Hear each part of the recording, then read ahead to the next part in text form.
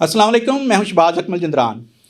मेरा आज का मौजू excise and taxation department Punjab और आए रोज़ उसमें सामने आने वाले गाड़ियों के स्कैंडल हैं। माजी करीब की अगर बात करें तो सामने आया कि लाहौर में 728 नॉन कस्टम और स्मगल गाड़ियाँ जो हैं वो रजिस्टर्ड हो गई हैं। बड़ा शोर गोगा हुआ।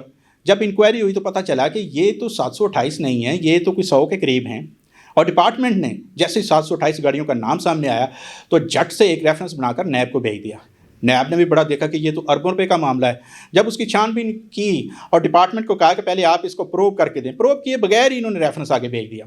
जब प्रोब हुआ तो पता चला कि ये तो कोई 150 के करीब गाड़ियाँ हैं और उसमें भी अभी वो मामला चल रहा है कि ये गाड़ियाँ किसकी हैं, कैसे हुई हैं, और उनकी छानबीन अभी तक जारी है। ये स्कैंडल जो है थोड़ा सा लाइमलाइट में आया, थोड़ा सा उसका पहले ऊपर गया फिर नीचे आया।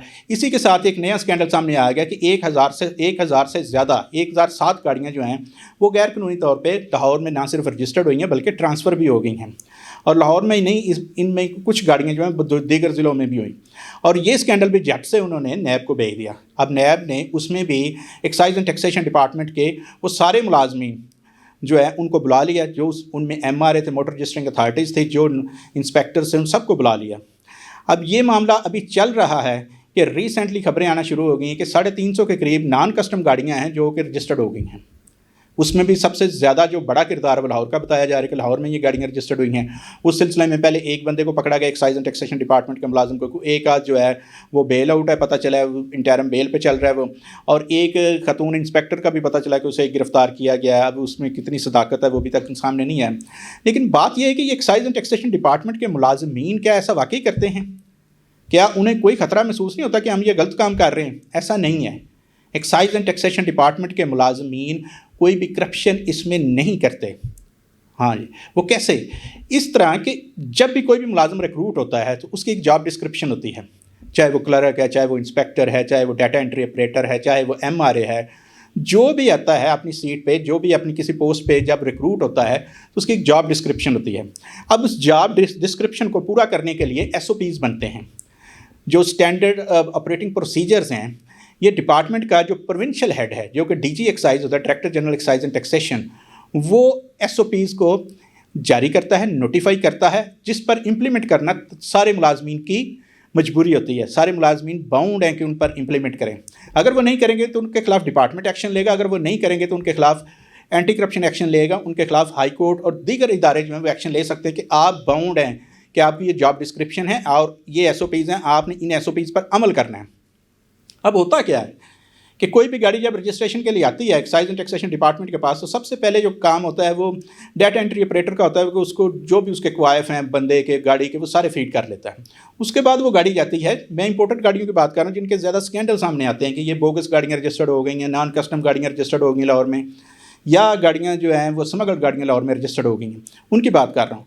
जब वो डाटा एंट्री ऑपरेटर जो है वो जब उसको फीड कर लेता तो वो फर्दर उसको अप्रूवल डाल के आगे भेज देता है इंस्पेक्टर के फेज़ पे। अब इंस्पेक्टर उसको क्या करता है? इंस्पेक्ट करता है। वो एक लेटर लिखता है कस्टम हुकाम को, या जिस इदारे ने भी उस गाड़ी को नीलाम किया होता है या इंपोर्ट किया होता है, जो भी उस कागजात में जो शो होता है कि ये फ़लाँ इदारे की तरफ से ये गाड़ी आ रही है, वहाँ पर वो लेटर लिखता है रिटर्न उसकी तरफ से वो भेजता है कि इसकी वेरीफाई करें कि ये गाड़ी ठीक है। ये इंस्पेक्टर ऐसा क्यों करता है? उसकी जॉब डिस्क्रिप्शन। इंस्पेक्टर ऐसा क्यों करता है? उसको SOPs में लिखा है कि आपने ये करना है और सेम डे करना है। वो सेम डे भेज देता है लेटर बाई डाक जाता है, बाई डाक वापस आता है। एक दूसरा सिस्टम इनका VBOC का, जिसमें कंप्यूटर के ज़रिए ऑनलाइन इंस्पेक्टर जो है वो चेक करता है कि ये जो गाड़ी है इसका ये VBOC का ये सारा नंबर है, वो डालता है, वो देखता है हाँ ये ऑनलाइन उसकी वेरिफिकेशन हो रही है। अब दोनों तरीक़ों से जब वेरिफिकेशन हो जाती है तो इंस्पेक्टर के पास क्या वजह रह जाती है कि वो उसको अप्रूव ना करे? क्या वजह रह जाती है कि वो आगे उसे MRA के फेज़ पे ना भेजे? उसके पास कोई वजह नहीं है। अगर वो यहाँ पे वो काम नहीं करता तो उसका डिपार्टमेंट उसे पूछता है कि आपने जॉब डिस्क्रिप्शन और SOPs पर अमल क्यों ना किया। उसके खिलाफ कार्रवाई होती है, उसके इंक्वायरी हो सकती है, कुछ भी हो सकता है कि आप रिश्वत मांगते हो, आप करप्ट हो, आपने करप्शन की वजह से ये आगे नहीं भेज रहे, आप पैसे मांगते हो लोगों से। इसलिए जब वो सारी वेरिफिकेशन आ जाती है इंस्पेक्टर बेचारा आगे भेज देता है। और MRA का काम ये नहीं है कि वो अब नए सिरे से वेरिफिकेशन करे। हाँ, उसको अगर कोई शक पड़ता है किसी गाड़ी पे या उसे लगता है कि उसके जो लोअर स्टाफ है वो कहीं पे इन्वॉल्व है, तो वो उसको मज़ीद वेरिफिकेशन उसकी करवा सकता है। अदरवाइज़ वो इंस्पेक्टर की वेरिफिकेशन के बाद MRA उसको अप्रूवल देता है और गाड़ी रजिस्टर्ड हो जाती है। अब बाद में जब पता चलता है कि ये गाड़ी तो जी नॉन कस्टम थी, تو اس کا انسپیکٹر سے کیا تعلق ہے؟ اس نے کیا کیا ہے؟ ڈی او سے کیا تعلق ہے؟ اس کا ایم آر اے سے کیا تعلق ہے؟ انہوں نے کیا کیا ہے؟ انہوں نے اپنی جاب ڈسکرپشن پوری کی ہے، انہوں نے اپنے قانونی تقاضے پورے کیے، انہوں نے اپنے سارے لوازمات پورے کیے ہیں، تو ان کا کیا قصور ہے؟ یا تو ایس او پیز یہ کہیں کہ وہ ایسا نہیں کرنا چاہیے تھا انہوں نے ایسا کیا۔ دیکھیں یہ بڑا آسان ہے کہ ایکسائز اینڈ ٹیکسیشن کے جو اعلیٰ افسران ہیں انہوں نے ایکچولی میں کہا جائے تو اپنے جو امپلائیز ہیں، ملازمین ہیں، انہوں نے برائلر مرغی بنا رکھا ہے۔ ایکسائز اینڈ ٹیکسیشن کے ملازمین برائلر مرغی ہیں، یہ کسی کے آگے پھینک دیں، یہ بھاگ ہی نہیں سکتی، جو چاہے اس کو آ کے پکڑ لیتا ہے، یہ بھاگ ہی نہیں سکتے، اس طرح کے یہ بن گئے ہیں۔ اور ایکسائز اینڈ ٹیکسیشن ڈپارٹمنٹ کے جو اعلیٰ افسران ہیں، سیکٹری، ڈی جی اور ان کے ڈائریکٹر، وہ ان کو پروٹیکٹ کرنے کی بجائے وہ پیچھے ہٹ کے کھڑے جاتے ہیں، اور جو بھی ادارہ آتے ہیں، اینٹی کرپشن آتی ہے، ایف آئی اے آتی ہے، نیب والے آتے ہیں، کوئی بھی آتا ہے، وہ آسانی سے وہ برائلروں کو پکڑ رہے ہیں، حالانکہ انہوں نے بیچاروں نے کوئی غلط کام نہیں کیا، انہوں نے تو وہ کام کیا جو ان کا ایس او پیز کہتے ہیں، لیکن ایس او پیز کو یہاں پہ کوئی دیکھتا نہیں ہے۔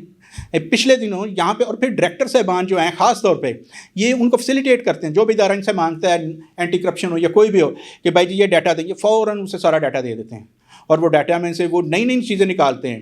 ماضی قریب میں 4000 گاڑیوں کا 4300 گاڑیوں کی بوگس رجسٹریشن کا کیس سامنے آ گیا، صرف اس لیے کہ ایک ڈائریکٹر نے اینٹی کرپشن کو ڈاٹا دیا جس میں یہ پتہ چلا کہ یہ 4300 جو گاڑیاں ہیں ان کی ڈاکومنٹ سکین نہیں ہوئے، باقی سب کچھ ٹھیک تھا، تو وہ اینٹی کرپشن نے مقدمہ بنا دیا کہ یہ تو بوگس رجسٹریشن ہو گئی۔